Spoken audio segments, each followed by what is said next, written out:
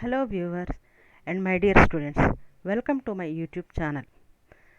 నేను doctor Sahida Begum, assistant professor, department of political science, government degree college, Hayath Nagar. ఈరోజు నేను political సైన్స్లో భాగంగా రాజనీతి తత్వ విచారంలో ఒక తత్వవేత్త గురించి డిస్కస్ చేయబోతున్నాను. సో ముందుగా రాజనీతి తత్వ విచారం గురించి తెలుసుకుంటే, రాజనీతి తత్వ విచారము మానవజాతి చరిత్రలో ఎంతోమంది తత్వవేత్తల ఆలోచనలను, భావనా పరంపరలను వివరిస్తుంది. రాజనీతి శాస్త్రంలో అంతర్భాగంగా ఉండే రాజనీతి తత్వ విచారము ప్రాచీన యుగం, మధ్యయుగం, ఆధునిక యుగం, సమకాలీన యుగాల్లో గొప్ప తత్వవేత్తల రచనలను తెలుపుతుంది. వివిధ యుగాల్లో రాజనీతి తత్వవేత్తలు అనేక సామాజిక, రాజకీయ సమస్యలకు ప్రతిస్పందనగా రచనలు చేశారు. రాజనీతి తత్వ విచారణకు గ్రీక్ నాగరికత పుట్టినిల్లు. ప్రాచీన సంప్రదాయంలో ప్రథమ ఉపాధ్యాయ వర్గంగా ప్రసిద్ధి చెందిన సోఫిస్టులు హెడోనిజం పేరుతో ఉపయోగితావాదానికి, మానవతావాదానికి ప్రాణం పోశారు. సోఫిస్టుల వారసుడిగా సోక్రటీస్ ప్రపంచానికి జ్ఞాన సిద్ధాంతాన్ని అందించాడు. సోక్రటీస్ శిష్యుడు ప్లేటో క్రీస్తుపూర్వం 5వ శతాబ్దంలో రిపబ్లిక్ పేరుతో కాల్పనిక ఆదర్శ రాజ్యాన్ని రూపొందిస్తే, ప్లేటో శిష్యుడు అరిస్టాటిల్ రాజకీయ వాస్తవవాదం ఆలంబనగా ఆదర్శ రాజ్యాన్ని, ప్రభుత్వాల వర్గీకరణను, విప్లవ సిద్ధాంతాన్ని రూపొందించాడు. సో గ్రీకు రాజనీతి తత్వం మొత్తము కూడా గ్రీకు నగర రాజ్యాల చుట్టూనే పరిభ్రమించింది. ఆ తర్వాత గ్రీకు నగర రాజ్యాల పతనం తర్వాత రోమన్ సామ్రాజ్య విస్తరణలో భాగంగా రోమన్ శాసన భావన లేదా న్యాయభావన, అంతర్జాతీయ న్యాయభావన, పౌర న్యాయభావన మొదలైనవి అభివృద్ధి చెందాయి. ఇదే యుగంలో ప్రాచీన భారత రాజనీతిలో మనువు, కౌటిల్యుడు, గౌతమ బుద్ధుడు వివిధ రాజనీతి భావాలతో తమ తమ రచనలతో సామాజిక, ఆర్థిక, రాజకీయ సమస్యలకు పరిష్కారాలు చూపారు. అయితే మానవ జాతి చరిత్రలో 6వ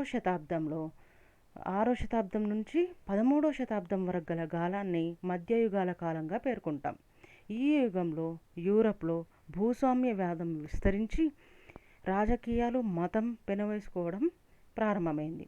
సో పాపల సుప్రమసీ అనగా పోపు సర్వాధిక్యత ఆధారంగా ఈ యుగాల తత్వవేత్తలు చర్చిని ఒక రాజకీయ అధికార సంస్థగా మార్చి రాజ్యానికి ద్వితీయ స్థానాన్ని ఇచ్చారు.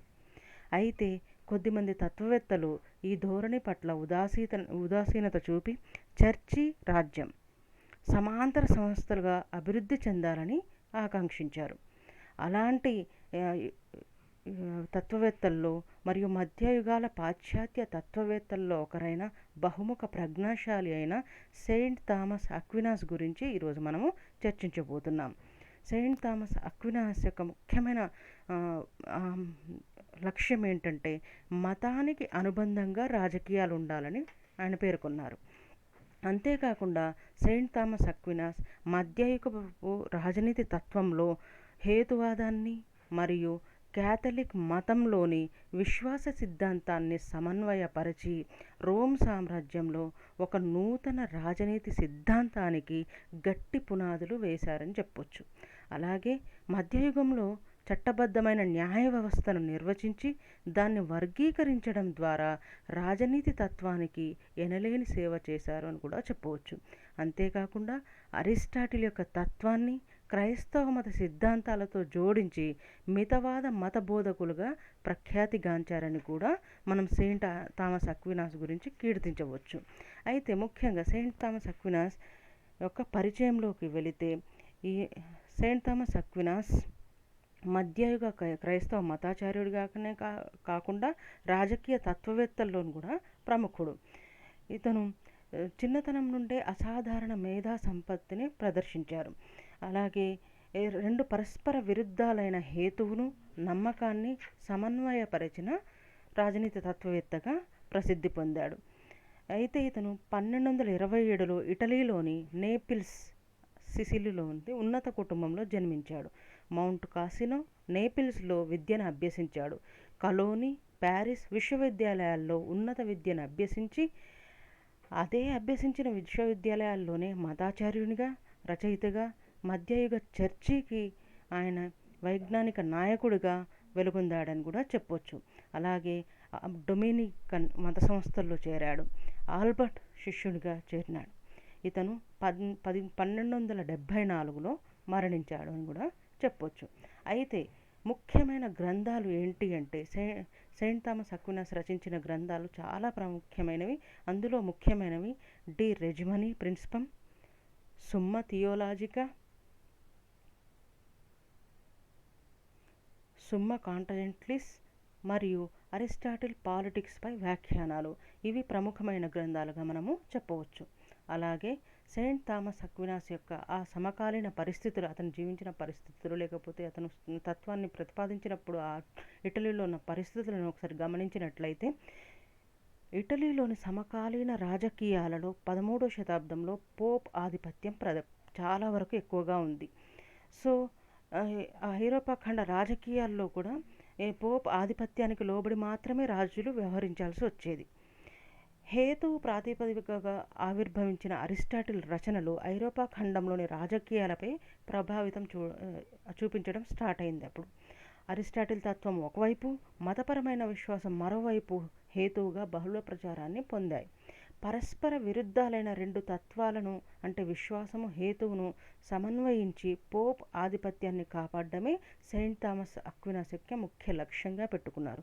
ఆ తర్వాత పోప్ ఆధిపత్యం క్రింద సాంప్రదాయిక క్రైస్తవ సిద్ధాంతాలను, మతతత్వాన్ని స్థాపించడానికి అరిస్టాటిల్ చాలా వరకు కృషి చేశారని కూడా చెప్పవచ్చు.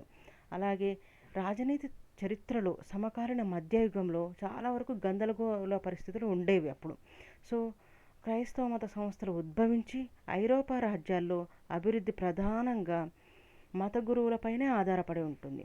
సో ఆనాటి తాత్విక విచారానికి నిదర్శనంగా స్కోలాస్టిసిజం అనే తత్వశాఖ ప్రాబల్యం పెరుగుతూ వచ్చింది.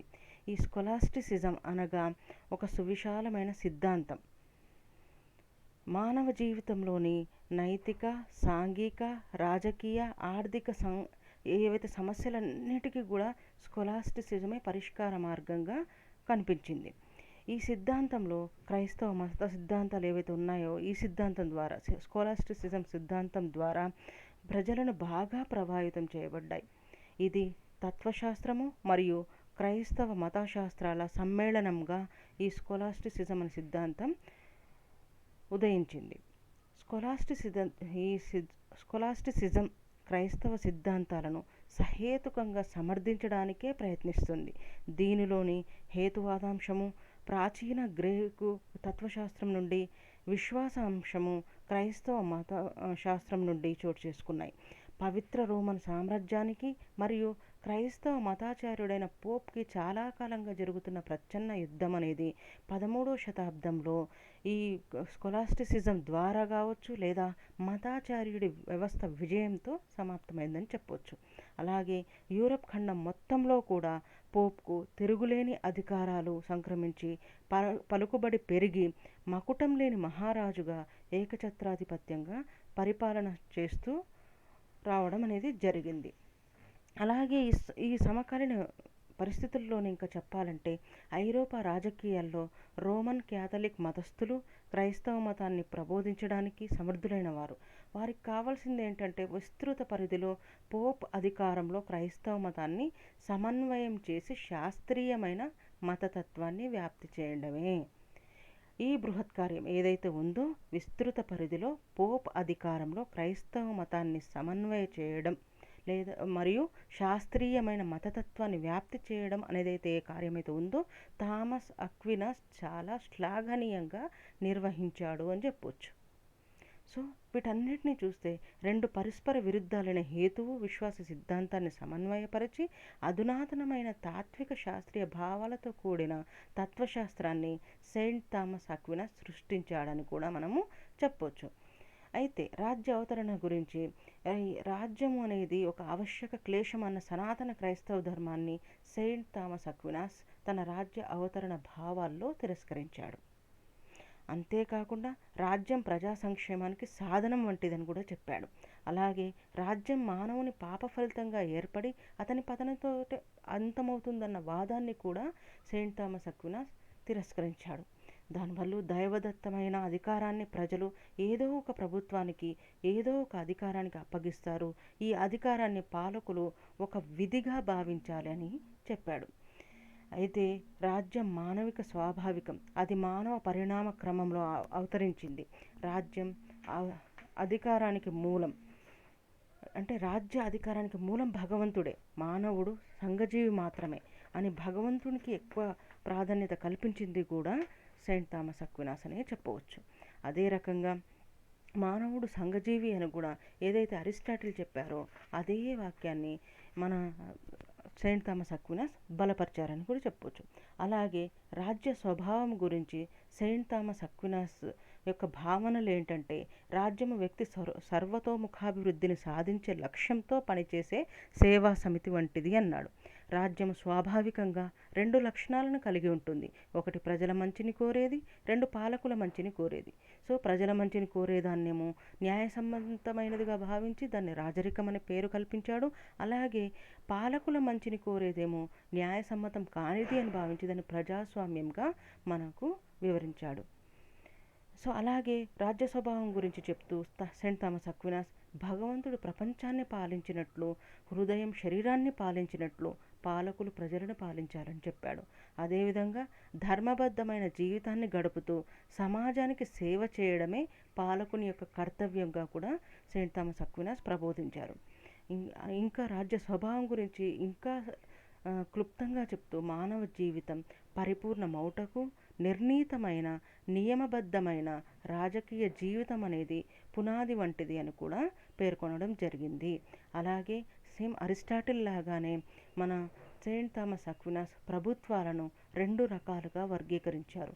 ఒకటి మత ప్రభుత్వము, 2 ఐహిక ప్రభుత్వం. మత ప్రభుత్వం అంటే ఇది శ్రేష్టమైనది మరియు నైతికమైనది, ఇది వ్యక్తిని సన్మార్గంలో లేదా ధర్మ మార్గంలో నడిపిస్తుందని పేర్కొన్నాడు. అలాగే ఐహిక ప్రభుత్వం అంటే ఇది అనైతికమైనది, ఇది వ్యక్తి ఐహిక సుఖాలకు ప్రాధాన్యత ఇస్తుంది, ఇది అవినీతికరమైనది అని చెప్పి పేర్కొనడం జరిగింది. అలాగే అరిస్టాటిల్ వలనే ప్రభుత్వాల వర్గీకరణను చాలా క్లుప్తంగా స్పష్టంగా మన అక్వినాస్ వివరించారని చెప్పొచ్చు. అంటే ఈ ప్రభుత్వాల వర్గీకరణలో భాగంగా పాలించే వ్యక్తుల సంఖ్య, అంటే ఒక్కరు పరిపాలిస్తే అది కూడా వాళ్ళు ప్రజల సంక్షేమాన్ని దృష్టిలో పెట్టుకొని ఎలాంటి అవినీతికి తావు లేకుండా పరిపాలిస్తే వచ్చే సహజ రూపాన్ని రాజరిక ప్రభుత్వంలుగా వివరించాడు. అదే ఒక మనిషి నియంతగా స్వార్థంతో పరిపాలిస్తే దాన్ని క్రూర పాలనగా వర్ణించాడు. ఈ రకంగా పాలించే వ్యక్తుల సంఖ్యను బట్టి ఆ ప్రభుత్వం సహజ రూపమా వికృత రూపమా అనే అంశాలను అరిస్టాటిల్ వలన మనకు చాలా క్లుప్తంగా క్లియర్గా వివరించారని చెప్పొచ్చు. అలాగే పరిపాలన అనేది 2 లేదా 3 అంటే కొద్దిమంది వ్యక్తుల చేతిలో ఉంటే వాళ్ళు ప్రజల సంక్షేమం కోసం మంచి కోసం పరిపాలిస్తే కులీన పాలన అని, లేదా అవినీతితో క్రూరంతో పాలిస్తే దాన్ని అల్పజన పాలన అని అన్నాడు. అదేవిధంగా పరిపాలించే వ్యక్తుల సంఖ్య ఎక్కువ మంది పరిపాలిస్తే అది ప్రజల సంక్షేమం కోసం అయితే ప్రజాస్వామ్యం అని, లేదు స్వార్థంతో అయితే ముఠాస్వామ్యం అని, ఈ రకంగా ప్రభుత్వ వర్గీకరణ చేసి సహజ రూపాన్ని వికృత రూపాన్ని చాలా స్పష్టంగా చెప్పాడని చెప్పి కూడా మనము పేర్కొనవచ్చు. అదే రకంగా అరిస్టాటిల్ వలనే మన సెయింట్ థామస్ అక్వినాస్ కూడా బానిసత్వాన్ని సమర్థించాడు. ఆయన బానిసత్వం దేవుని శాపం అనేది రకంగా చెప్పాడు. అనగా అంటే దేవుడే గొప్పవాడు, దేవుడి శాపం వల్లనే బానిసలుగా అవుతారు, అలాగే మానవుని తొలి పాప ఫలితమే బానిసత్వం అన్నాడు. అంతేకాకుండా బానిసత్వం అనేది సైనికుల్లో ధైర్యాన్ని ప్రేరేపిస్తుందని కూడా చెప్పారు. ఎలా అంటే యుద్ధంలో ఓడితే బానిసలవుతామనే భయంతో సైనికులు గెలుపుకై పోరాడతారని చెప్పి కూడా అక్వినాస్ తెలియజేయడం జరిగింది. అదేవిధంగా అక్వినాస్ న్యాయం పైన లేదా న్యాయ వర్గీకరణ ఏదైతే ఉందో అది చాలా వరకు రాజనీతి తత్వంలో చాలా విశిష్ట స్థానాన్ని పొందింది. సో రాజనీతి తత్వంలో అక్వినాస్కి ఈ న్యాయము అనే పదం ద్వారానే, ఈ న్యాయ వర్గీకరణ ద్వారానే రాజనీతి తత్వ విచారానికి అక్వినాస్ ఎనలేని సేవ చేశారని కూడా మనము పేర్కొనవచ్చు.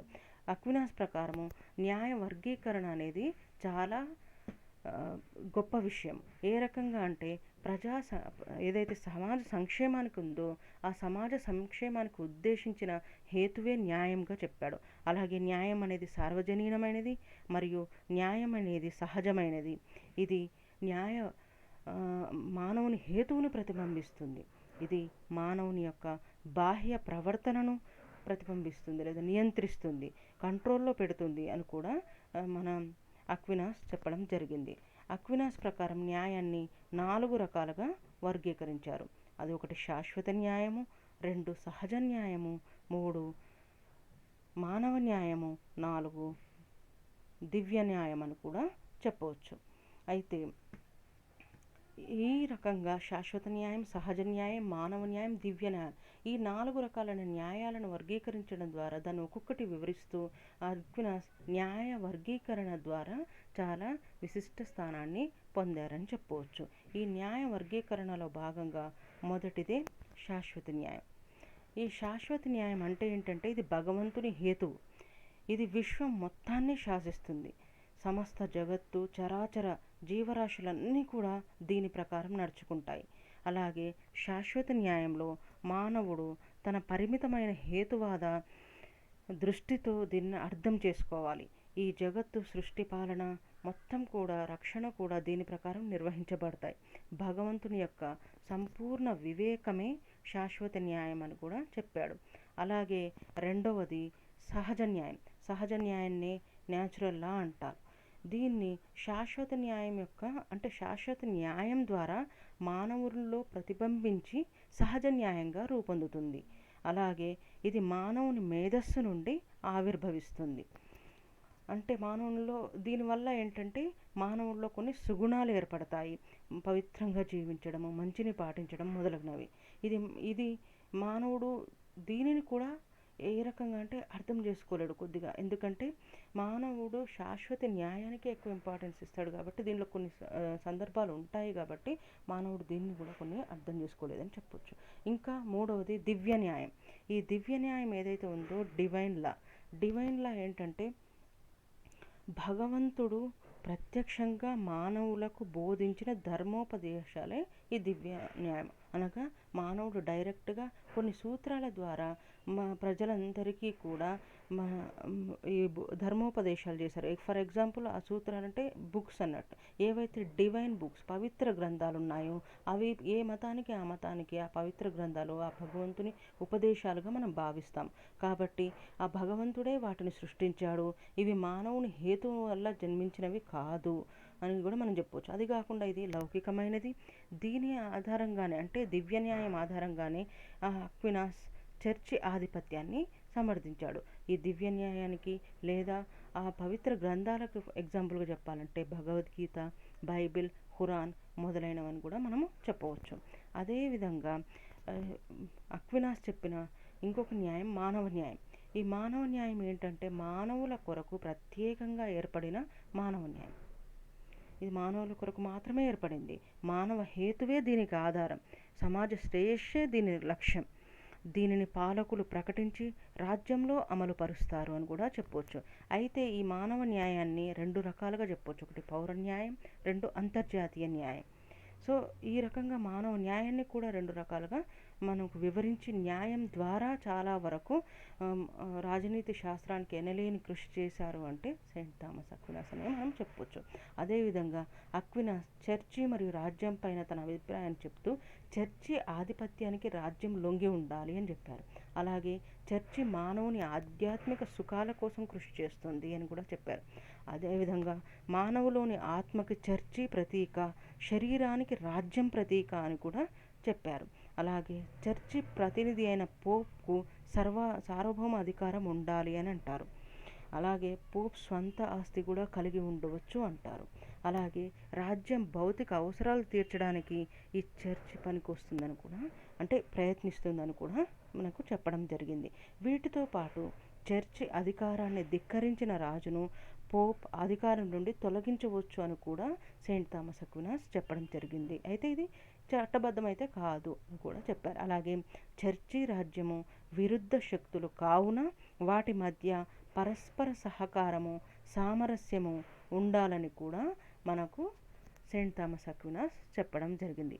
అలాగే మనము సెయింట్ థామస్ అక్వినాస్ని క్రైస్తవీకృతుడిగా అయిన అరిస్టాటిల్గా చాలా వరకు అదే విశిష్ట భావనలతో చూస్తాం. ఎందుకు అనంటే నేను ఈ పాఠ్యాంశం స్టార్ట్ చేసిన దగ్గర నుంచి కూడా చాలా వరకు అరిస్టాటిల్ వల్లనే బానిస వ్యవస్థ, అరిస్టాటిల్ వల్లనే ప్రభుత్వాల వర్గీకరణ చేశారు అని చెప్పాను. అంటే అక్వినాస్ పైన అరిస్టాటిల్ ప్రభావం చాలా వరకు ఉంది అని చెప్పొచ్చు.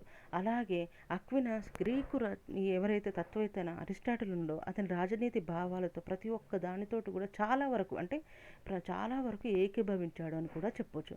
అలాగే అరిస్టాటిల్ భావించినట్లు మానవుడు సంఘజీవి అని, రాజ్యం లేనిదే మానవుడు పరిపూర్ణత్వాన్ని పొందలేడని కూడా అక్వినాస్ సిద్ధాంతీకరించాడని కూడా మనం చెప్పొచ్చు. అలాగే రాజ్యాధికారము భగవంతుడి నుండి ప్రజలందరికీ సమిష్టిగా లభించిందని కూడా అక్వినాస్ పేర్కొన్నాడు. అందుకే రాజ్య పాలకులు ప్రజా శ్రేయస్సు దృష్ట్యా పరిపాలన నిర్వహించాలి అని కూడా చెప్పారు. దీనితో భాగంగా అంటే అక్వినాస్ చేసిన మరో గొప్ప అంటే అతను ఎందుకు క్రైస్తవీకృతుడని అరిస్టాటిల్ అని అంటాము అనంటే అరిస్టాటిల్ యొక్క రాజ్యాధికార సిద్ధాంతం ఏదైతే ఉందో యూరప్ మొత్తంలో ప్రచారం కావడానికి ప్రధాన కారకుడు కూడా సెయింట్ థామస్ అక్వినాస్ అని మనము చెప్పొచ్చు.